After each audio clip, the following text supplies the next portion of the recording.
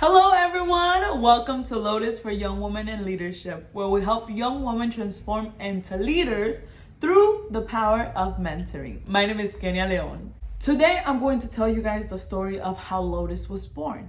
Now a lot of you may be like, Kenya, we already know. No, the truth is you only know part of it. Today I'm going to be telling you the whole of it. And while I'm telling you the story, I want you guys to really imagine it and picture it in your head as I'm telling it. The story of Lotus is a story of many obstacles and suffering. It is the story of many tears being shed, of countless sacrifices being made, and many obstacles being faced. Lotus is the story of wisdom. It is the story of courage, of bravery. It is the story of strength, laughter, and smiles. Lotus is the story of a young girl who has overcome verbal, physical, emotional, and sexual abuse. A girl who has faced abandonment, humiliation, disrespect, loss, and sadness. A girl who never gives up. A girl who smiles and continues to push forward, who continues to better herself. And not only that, but along the way, helps others grow too. Her story goes like this. This little girl was born and raised in a small pueblito called Zacatlan in Puebla, Mexico. She was just 8 months old when her mother left her to go to another country to provide something better, to provide a better future for her and her daughter. This little girl was left with her grandparents, who were like fire and ice. Her grandmother, so cold, no emotion, no affection, no affirmations, just cold. But her grandpa, he was full of love, with a smile so warm and eyes so kind and hugs that could heal anything in the world. He was a man full of love and so pure, a pure ray of sun. But of course, her grandparents didn't live together anymore. And although she didn't like living with her grandma, she didn't mind it that much because she always had something to look forward to, her grandpa. And of course, that did not last long, or at least not long enough. Her grandpa, the only person who she felt safe with, who she laughed with, who she felt that connection that she was actually wanted and loved and cherished and protected. Her safe space was destroyed. Her grandpa passed away. And when her grandpa passed away, it was as if a huge part of her was taken away. Ever since her grandfather's passing, everybody treated her like a burden. She was a burden to everybody in the family. To her own grandmother, this little girl was a burden. Everybody made jokes and everybody laughed and said that she was an orphan and that her mother had forgotten about her and that she had been replaced by the 2 daughters that her mother had in the US. It was so easy to point fingers and laugh at this little girl, a little girl who had done nothing to nobody. Yet everybody treated her like if she was a burden. Everybody treated her like the black sheep. Everybody was embarrassed. Everybody was disgusted by this little girl. And imagine, she just lost her world. She lost the only person who she felt truly happy with, who ever paid attention to her, who loved her. And people were saying that she was an orphan. People were filling her head that her mother didn't want her, which is why they left her. I mean, imagine that. Imagine how that scars a little girl. Let me begin to tell you how this little girl was a burden to her own grandmother. Her own grandmother would leave her with aunts, uncles, cousins, neighbors, and even home alone.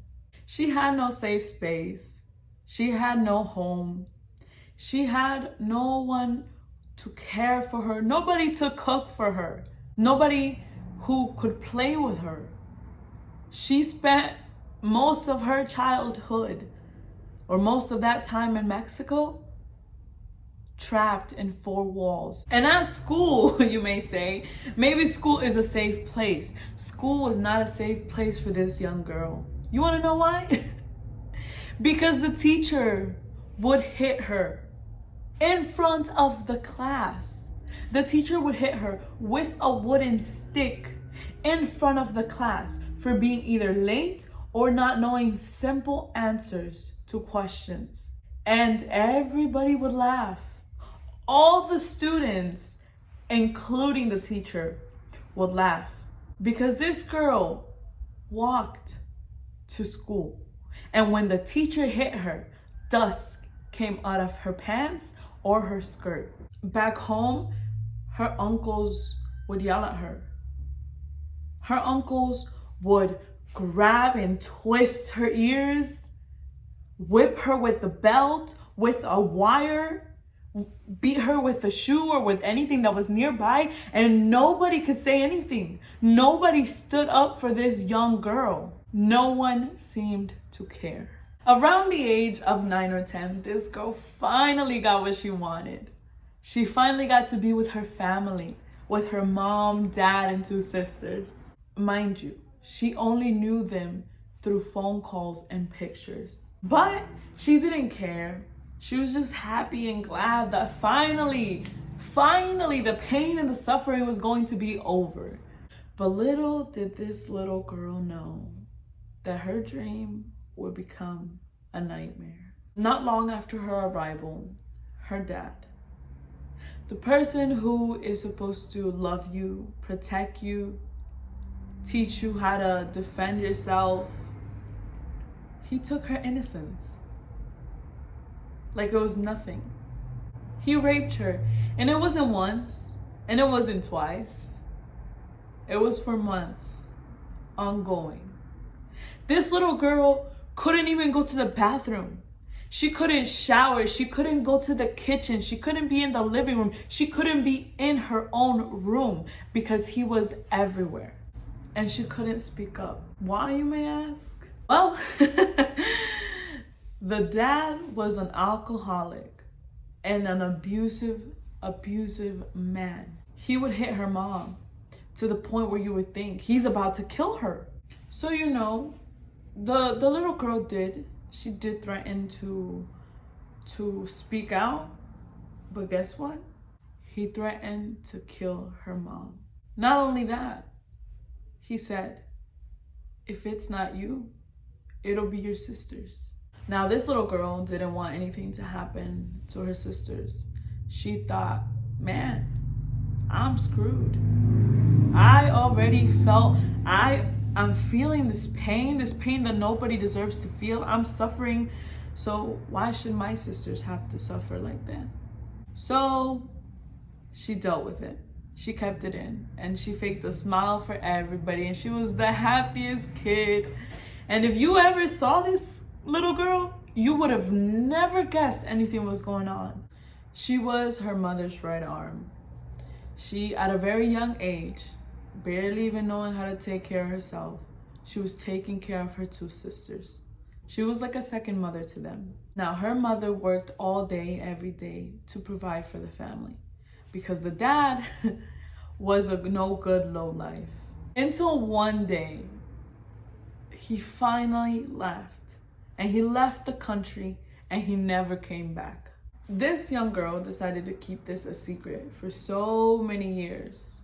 So this young girl decided to keep it all a secret for so many years, until around the age of 12 or 13, when a guy, you guys know where this is going, until a guy approached her and befriended her and was that confidant that we all need, and telling her that he was there for her and that he cared about her, and that if she ever needed anything or to vent, he was there for her.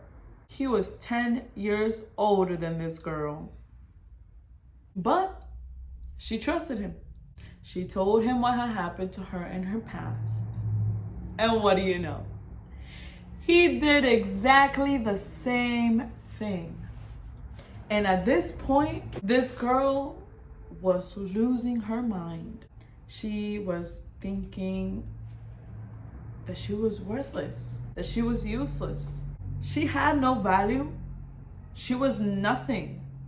She was nothing but a piece of meat that anybody could disrespect and anybody could humiliate, and nothing would matter because she was nothing. She meant nothing. This is how she thought. She tried to take her life many times, but every time she would try, she would think, who will protect my sisters? So every time she wanted to take her life,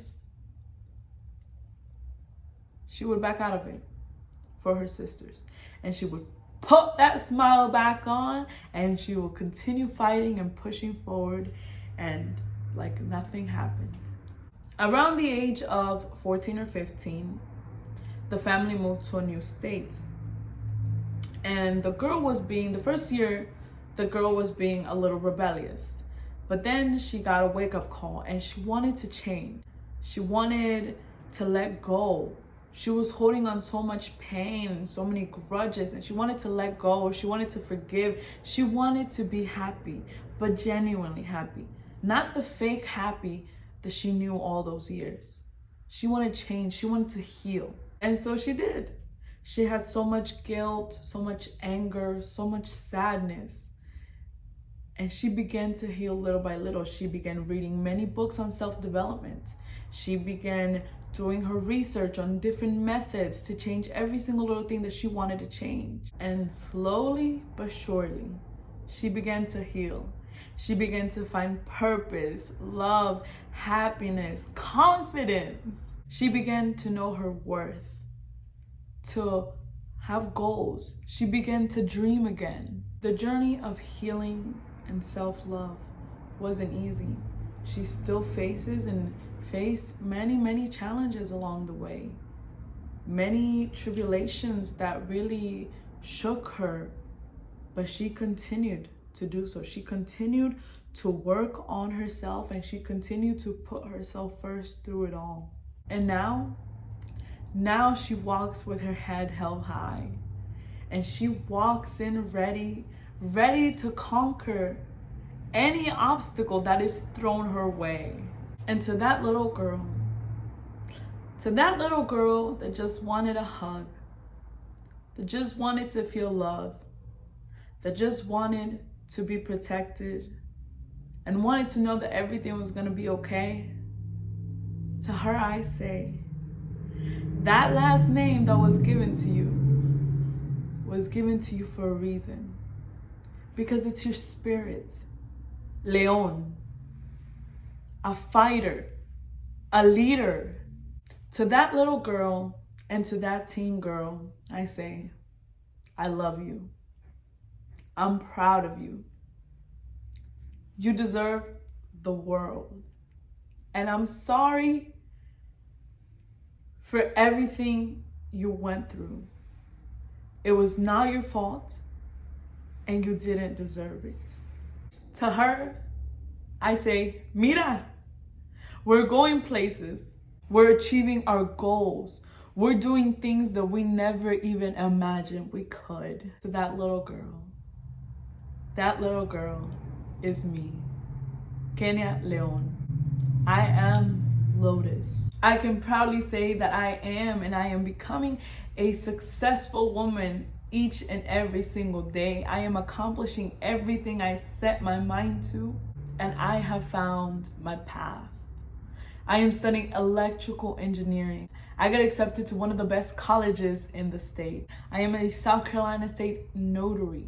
I have a small boutique, and the best one of them all is that I can proudly say that Lotus for Young Women in Leadership became officially a nonprofit organization when I was still at a very, very young age. This is my story. This is the story of Lotus. The lotus flower, in my opinion, is one of the most beautiful, beautiful flowers. And it comes out of the mud. The mud, a beautiful, radiant flower comes out of the mud. We are the lotus flower. You are the lotus flower. The lotus flower has strength and beauty, and it is able to overcome all of its environmental obstacles to show the world its beauty. So no matter what adversities and what obstacles and challenges you face in life, you can still thrive. You can still bloom out of that darkness and radiate into the world. I hope this helped you know and understand my purpose of Lotus and how the story of how this was born, how this was created. And now you know more about me. I really hope this helped. Thank you so much for watching.